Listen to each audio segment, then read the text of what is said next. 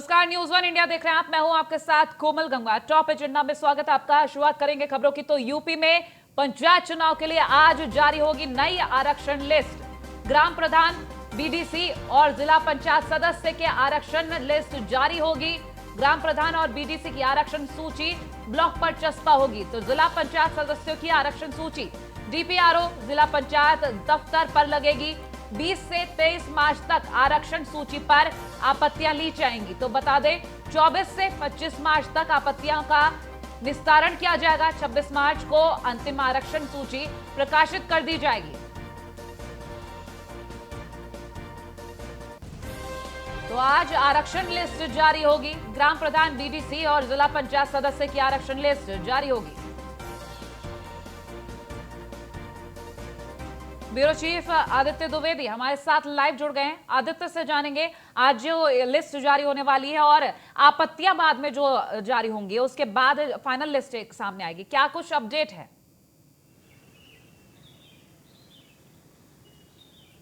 तारीख तक आरक्षण की जो स्पष्ट निर्देश दिए गए थे कि हर हाल में 26 तारीख तक आरक्षण की जो सूचियां हैं वो जारी कर देनी है, चाहे वो ग्राम प्रधान स्तर से हो या जिला पंचायत सदस्य हो या ब्लॉक प्रमुख हो। उसी क्रम में आज आरक्षण सूची जारी की जाएगी। इसके बाद आपत्ति का मौका दिया जाएगा। जिसको जो ऑब्जेक्शन होगा वो कानून के दायरे में रहकर अपना जो है ऑब्जेक्शन करेंगे। उस पर निर्वाचन आयोग अपना पक्ष, उनका पक्ष सुनने के बाद अपना निर्णय लेगा और यदि कोई आपत्ति जायज और जुनून होगी तो उस पर सुधार किया जाएगा, संशोधन किया जाएगा और फिर से फाइनल लिस्ट 26 तारीख तक हर हाल में जारी होनी है। उसी क्रम में आज पहली आरक्षण सूची जारी की जानी है, जो चस्पा भी कर दी जाएगी सभी जिला मुख्यालयों में, ताकि लोग देख सकें कि कौन सी सीट आरक्षित है और कौन सी अनारक्षित है, आरक्षण में भी किस श्रेणी में रखी गई है। जी आदित्य, ये भी जानेंगे आज जो सूची जारी करने वाले हैं और उसको लेकर क्या तैयारियां हैं, किस तरीके से आगे ये प्रोसेस बढ़ेगा, तैयारियों को लेकर खासतौर पर बात करेंगे।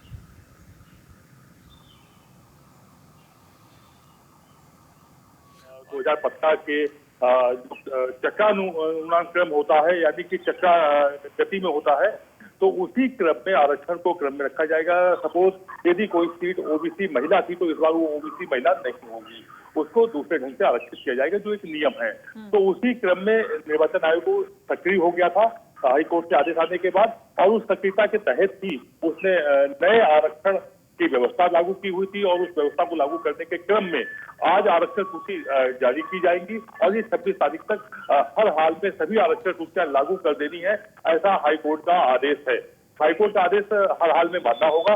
उसी क्रम में निर्वाचन आयोग पूरी तरह से सक्रिय हो गया है और 2015 का जो आरक्षण का नियम है उसी को आधार पंचायत चुनाव को लेकर काफी तैयारियां हैं। अब ये जो आरक्षण सूची की अगर हम बात कर रहे हैं तो आज ये तारीख बताई गई है, और अगर हम अब चुनाव की तारीखों को लेकर बात कर लें तो उनके बारे में क्या जानकारी होगी?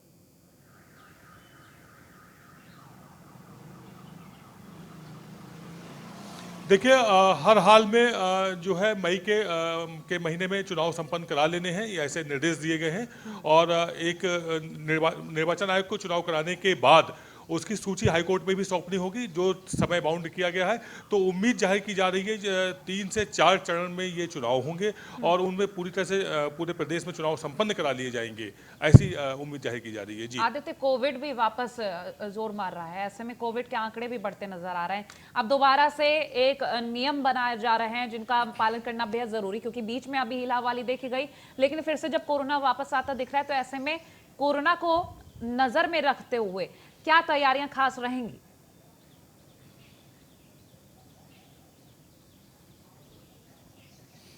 देखिए, जिस तरह से कोरोना बढ़ रहा है, अपने पैर पसार रहा है, उसके मुताबिक सख्ती भी की जा रही है। यदि हम सामान्य जन जीवन बात करें तो उसमें लखनऊ में भी मास्क कंपलसरी कर दिया गया है। इसके अलावा आप अगर किसी सार्वजनिक जगह पर जाते हैं, बाजार में जाते हैं, तो बिना मास्क के देखे जाने पर अभी कोई चालान करने का ऐलान तो नहीं हुआ है, लेकिन ये ऐसा माना जा रहा है, सख्ती की जाएगी, लोगों को टोका जाएगा और उसके बाद अगर ज़रूरत हुई तो चालान भी किया जाएगा। यदि हम पंचायत चुनाव के परिप्रेक्ष्य में देखें तो उसमें स्पष्ट निर्देश हैं कि वहाँ पर जो भी वोटिंग का सिस्टम रखा जाएगा उसमें गोले बनाए जाएंगे, लोगों को 2 गज की दूरी पर ही खड़ा किया जाएगा वोट देने के लिए। और इसके अलावा यदि बिना मास्क के कोई वोट नहीं डाल पाएगा और ज़रूरी हुआ तो वहाँ पर सैनिटाइजर से लेकर के सारी व्यवस्थाएं दुरुस्त की जाएंगी, लोगों का टेम्परेचर भी चेक किया जाएगा। जी ठीक है आदित्य, आप बने रहिए, आगे भी आपसे अपडेट्स लेंगे। आजमगढ़ से खबर, जहां अजीत सिंह हत्याकांड के मुख्य आरोपी ध्रुव सिंह का कॉलेज ध्वस्त कर दिया गया। बता दें, रुद्र प्रताप पॉलिटेक्निक कॉलेज देउलपुर पर प्रशासन का बुलडोजर चलाया गया है। लगभग 10 करोड़ की लागत से बना था रुद्र प्रताप पॉलिटेक्निक कॉलेज। तो प्रशासन ने पहले ध्रुव सिंह की पत्नी और एक अन्य के खिलाफ मुकदमा दर्ज किया था। कूट रचित दस्तावेज के आरोप में प्रशासन ने मुकदमा दर्ज किया था। D11 गिरोह के सरगना भी है ध्रुव सिंह उर्फ कुंटू सिंह। ध्वस्तीकरण की ये तस्वीरें दिखा रहे हैं आपको। लगभग 10 करोड़ की लागत से ये रुद्र प्रताप टेक्नोलॉजी कॉलेज बना है और पॉलिटेक्निक कॉलेज है ये। मौजूदा वक्त की अगर बात करें तो वहां पुलिस बल भी मौजूद रहा है भारी संख्या में। ये तस्वीरें देखिए जरा। और अजीत सिंह हत्याकांड के मुख्य आरोपी है ध्रुव सिंह का कॉलेज ये जो ध्वस्त किया जा रहा है, उसकी ध्वस्तीकरण की तस्वीरें आपको दिखा रहे हैं। आजमगढ़ से ये खबर आप तक पहुंचा रहे हैं। ये पॉलिटेक्निक कॉलेज है, देवतपुर कमालपुर अजमतगढ़ में है। ये यहाँ के माफी हैं कुंटू सिंह, उनकी कॉलेज है जो चल रही थी। इसमें इन्होंने मान्यता भी फर्जी डॉक्यूमेंट लगा के प्राप्त करी।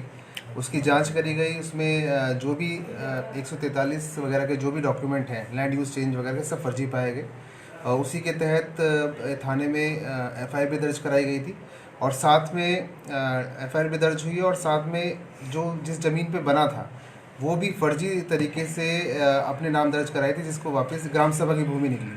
तो सारे फर्जी डॉक्यूमेंट और ग्राम सभा की भूमि पे ये कॉलेज बनाया गया था और माफियागिरी करके जो पैसे इकट्ठे करे गए थे उसके बाद बनाया गया था। तो उसको जिला पंचायत द्वारा, प्रशासन द्वारा इसको आज जमींदोज किया जा रहा है, क्योंकि बिना परमिशन के और ग्राम सभा की भूमि पे ये अवैध तरीके से ये बिल्डिंग बनाई गई थी। देखिए, ये थाना जैनपुर क्षेत्र में पॉलिटेक्निक था और ये माफिया डॉन और कुख्यात अपराधी कुंटू सिंह की वाइफ इसकी ट्रस्ट की अध्यक्ष थी, उनके नाम से था ये। जैसा कि अभी 2 दिन पहले FIR भी दर्ज हुई थी। इसमें ये स्कूल एक तो ग्राम समाज की ज़मीन में बना हुआ था और दूसरे इसके जो डॉक्यूमेंट जमा किए गए थे जो इसकी परमिशन के लिए, इसकी मान्यता के लिए, वो सभी फर्जी उसमें जांच में पाए गए थे। उसके तहत मुकदमा भी दर्ज हुआ था।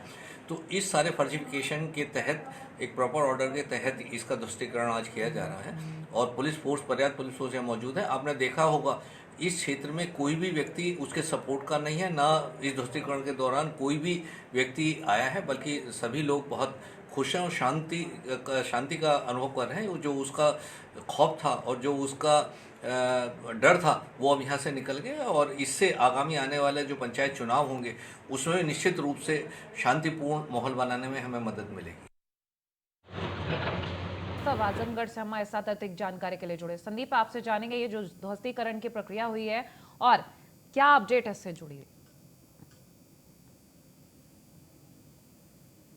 हाँ, मैं आपको बता दूं कि ये D11 गिरोह का सरगना था जो यहाँ पिछले कई दशकों से अपना गैंग चला रहा था और पूरे क्षेत्र में, पूरे पूर्वांचल में इसका दहशत था, जिसमें सीपू सिंह का मर्डर था। और ये अभी कुछ माह पहले मोहम्मदाबाद ब्लॉक प्रमुख अजीत की हत्या में भी इसका नाम आया, मुख्य आरोपी रहा। उसके बाद से प्रशासन ने इसके खिलाफ जो है कमर कस ली और इसकी सारी जमीनी हकीकत को निकाला, जिसमें इसके कुछ दिन पहले 12 करोड़ की जो जमीन का कुर्की की गई थी और उसी क्रम में ये इसका 10 करोड़ लगभग का विद्यालय था जो पॉलिटेक्निक था, जो अवैध दस्तावेज लगा के जो मान्यता प्राप्त की गई थी उसका भी ध्वस्तीकरण और कुर्की किया गया था। ठीक है, बहुत शुक्रिया संदीप। लखनऊ से ब्यूरो चीफ आदित्य द्विवेदी हमारे साथ लगातार लाइव बने हुए हैं, उनसे जानकारी लेंगे। आदित्य, योगी सरकार का जो शिकंजा है वो माफियाओं पर बखूबी कसता हुआ नजर आ रहा है। ऐसे में अगर हम बात करें अजीत सिंह हत्याकांड को लेकर तो मुख्य आरोपी ध्रुव सिंह का जो यहाँ पर संपत्ति है आजमगढ़ में, उस पर ध्वस्तीकरण की प्रक्रिया हुई है। अगर हम कुल मिलाकर बात करें, जो कदम उठाए जा रहे हैं बखूबी काबिल तारीफ भी है, और अब आगे की बात करें तो किस तरीके से अब प्रोसेस रहेंगे?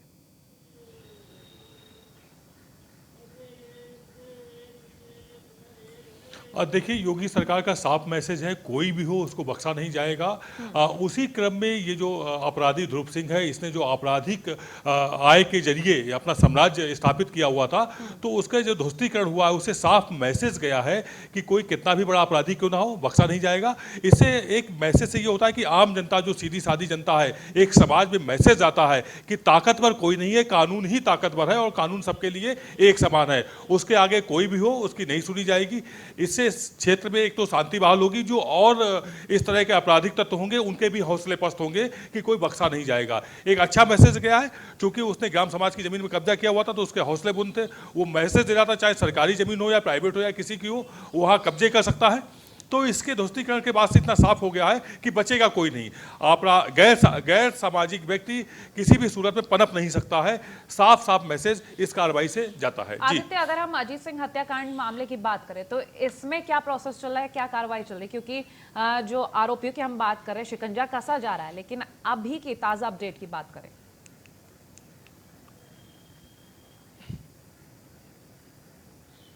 देखिए, ताज़ा अपडेट में जैसा कि उसके बाद से सक्रिय हुए पुलिस प्रशासन ने इसी क्रम में धनंजय सिंह को भी गिरफ्तार करने पर मजबूर हुआ। उसने सरेंडर किया खुद को और उसके बाद नैनी जेल से उसको फतेहगढ़ भेजा गया ताकि वो इलाहाबाद में अपना जो है साम्राज्य, आपराधी साम्राज्य जेल के अंदर से न संचालित कर सके।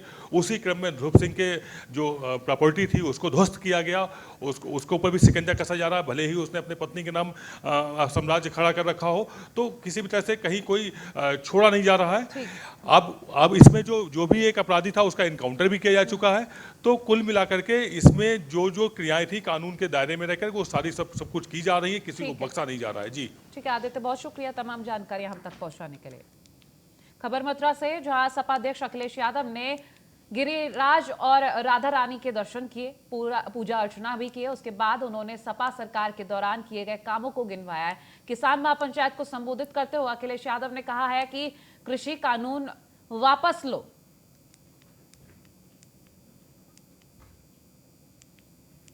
तो ये तस्वीरें दिखा रहे हैं आपको जब अखिलेश यादव पहुंचे थे और उस दौरान उन्होंने गिरिराज और राधा रानी के दर्शन किए। बेहद खास बताया जा रहा था ये मथुरा का दौरा। मथुरा में सपा अध्यक्ष अखिलेश यादव की ये तस्वीरें आपको दिखा रहे हैं। इस दौरान उन्होंने जब किसान महापंचायत को संबोधित किया तो उन्होंने कहा कृषि कानून को वापस लिया जाए। रानी और जितने भी धार्मिक हमारे स्थान हैं उन स्थानों पे जाने का मुझे मौका मिला है। जिस समय समाजवादी सरकार थी उस समय जनता के लिए जो काम कर सकते थे, समाजवादी पार्टी ने पूरी ईमानदारी से हम लोगों ने जनता के लिए काम किए और जिससे जनता को सुविधा मिल सके। मथुरा वृंदावन की सड़क हो, वृंदावन का सौंदर्यीकरण हो या केसी घाट को बनाने का काम हुआ हो या जो नाला चल रहा था इस्कॉन, अक्षय पात्रा, राधा रानी टेम्पल के आसपास, वो तमाम चीज़ों को सुधारना और यहाँ की सड़कों को 4 लेन से जोड़ना। मुझे याद है कि गोवर्धन का बाईपास बनाने का यहाँ के लोगों ने कहा तो बाईपास बनना शुरू हो गया। गोवर्धन से आपका वृंदावन 4 लेन बननी थी, वो आज भी अधूरा है। ये कोसी वाली सड़क बननी थी, इसको भी प्रस्तावित था 4 लेन बनाने का, आरओबी बनाने का प्रस्ताव था। तो कई काम तो पूरे हुए हैं। तो प्रयागराज से खबर, पुलिस और शराब तस्करों के बीच मुठभेड़ हुई है। वाहन चेकिंग के दौरान शराब तस्करों से ये मुठभेड़ हुई। मुठभेड़ के दौरान बदमाश के पैर में गोली लगी है तो एक तमंचा और 300 बोतल विस्की बरामद किए गए हैं इन बदमाशों से। बदमाश हबीब अहमद पर कई मुकदमे पहले से दर्ज है। उतराव थाना क्षेत्र का ये पूरा मामला बताया जा रहा है और मुठभेड़ की ये तस्वीरें दिखा रहे हैं। जो सामान की बरामदगी हुई है वो तस्वीरें आपको दिखा रहे हैं। 300 बोतलें कम नहीं होती, विस्की की 300 बोतलें बरामद की गई हैं। बदमाश हबीब अहमद पर पहले से कई मुकदमे दर्ज हैं। उतराव थाना क्षेत्र का ये पूरा मामला है।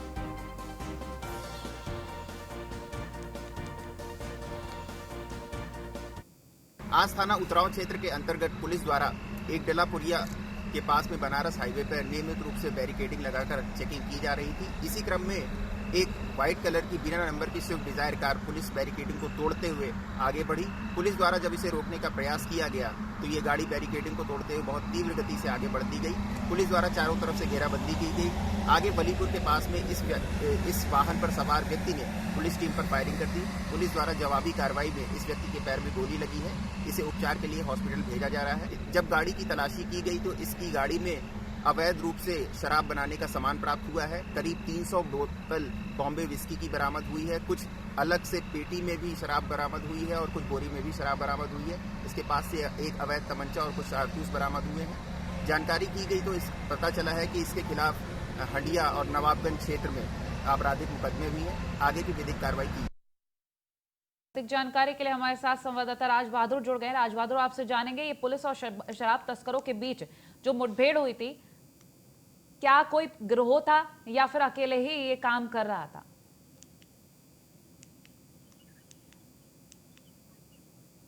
राज बहादुर, मेरी आवाज मिल रही है आपको? राज बहादुर, आपसे जानेंगे ये जो पुलिस और शराब तस्करों के बीच मुठभेड़ हुई है, क्या अपडेट है? और ये जो बदमाश है किसी गिरोह का सदस्य है या अकेले ही काम करता था? जैसा कि ये बता दें, प्रयागराज पुलिस को बड़ी कामयाबी मिली है। जैसे हंडिया क्षेत्र में 13 लोगों की जहरीली शराब से मौत हुई थी। एक आज देर रात तक शराब तस्कर को पुलिस ने मुठभेड़ में गिरफ्तार किया है, जो कि शराब तस्कर के साथ 300 बोतल बाकी दारू मिली है, जो कि केमिकल भी मिला है, दारू बनाने का तमाम सारे सामान मिले हैं और तमंचा मिला है। तो ये चेकिंग लगी हुई थी। तो गंगापारी एसपी ने खुफिया जानकारी के मुताबिक वहां पे बैरिकेडिंग की थी, तो पुलिस को देखकर भागने की कोशिश किया, तो पुलिस के ऊपर फायर कोशिश करना, तो जवाबी फायरिंग में बदमाश पर गोली लगी है। पुलिस को बड़ी कामयाबी मिली है। जी ठीक है, चलिए, बहुत शुक्रिया तमाम जानकारी हम तक पहुंचाने के लिए। मुरादाबाद से खबर, शराब तस्करों और पुलिस की यहां पर मुठभेड़। बता दें, शराब तस्करों पर पुलिस की बड़ी कार्रवाई है। 5 शराब तस्करों को पुलिस ने गिरफ्तार किया है। पुलिस ने जंगल से 412 पेटी शराब की बरामद की है। शराब बनाने का मटेरियल भी इस दौरान बरामद किया गया है।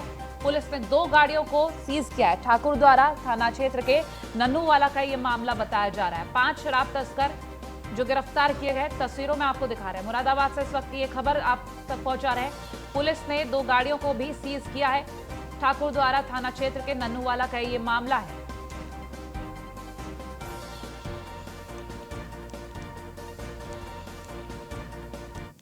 शासन की तरफ से एक अभियान चलाया जा रहा है इलीगल और स्पुरियस लिकर के खिलाफ, और उसी क्रम में अभी 2 दिन पहले भी हम लोगों ने 5 लोगों को, गौरव यादव और उसके 4 साथियों को हरियाणा और हिमाचल मार्ग का शराब के साथ हमने अरेस्ट करके जेल भेजा था।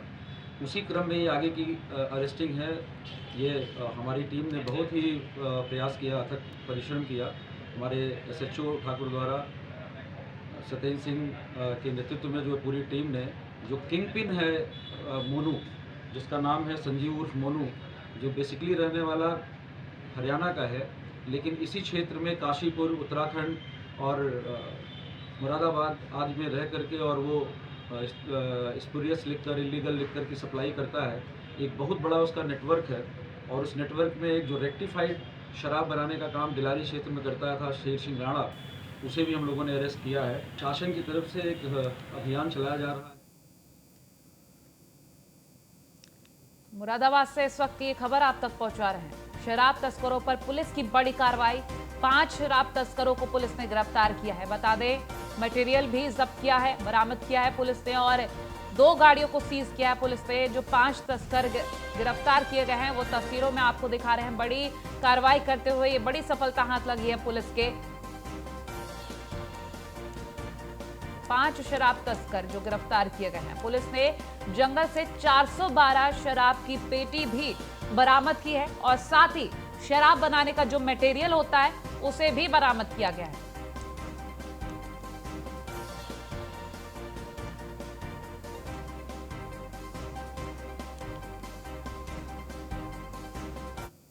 मुजफ्फरनगर में किसान की पीट कर हत्या कर दी गई। खेत में ईंट से कुचलकर किसान की हत्या कर दी गई, और इससे पूरे इलाके में सनसनी है। सूचना के बाद मौके पर पहुंची पुलिस की टीम ने शव को पोस्टमार्टम के लिए भेज दिया है। घटनास्थल के आपको बता दें, घटनास्थल से शराब की कई बोतलें बरामद की गई। तहरीर के बाद मामले की जांच में पुलिस जुट गई है। तिताबी थाना क्षेत्र के काजी खेड़ा गांव का ये पूरा मामला बताया जा रहा है। ईंट से कुचलकर किसान की हत्या की गई। और आपको ये भी बता दें, मौके पर पुलिस की टीम भी पहुंची, छानबीन जारी। सचिन जौहरी हमारे साथ संवाददाता अधिक जानकारी के लिए जुड़ गए। सचिन, आपसे जानेंगे, किसान की हत्या कर दी गई, किन कारणों के चलते हत्या की गई, क्या कोई सुराग हाथ लगा है, क्या अपडेट है? देखिए, आपको बता दूं, देर रात ये तितावी थाना क्षेत्र के काजी खेड़ा का एक मामला है, जहां पर खेत पर गया हुआ था किसान और वहीं पर उसकी जो है शव मिला है। शव जो है उसका पूरी तरह से कुचला हुआ है। पुलिस इस पूरे मामले में जांच पड़ताल में जुट चुकी है कि कैसे ये मामला हुआ, कैसे ये हत्या को अंजाम दिया गया है। अभी इसमें कोई गिरफ्तारी नहीं है। पुलिस जो है आरोपियों की धरपकड़ में जुटी हुई है। ठीक है, चलिए, बहुत शुक्रिया तमाम जानकारियों के लिए।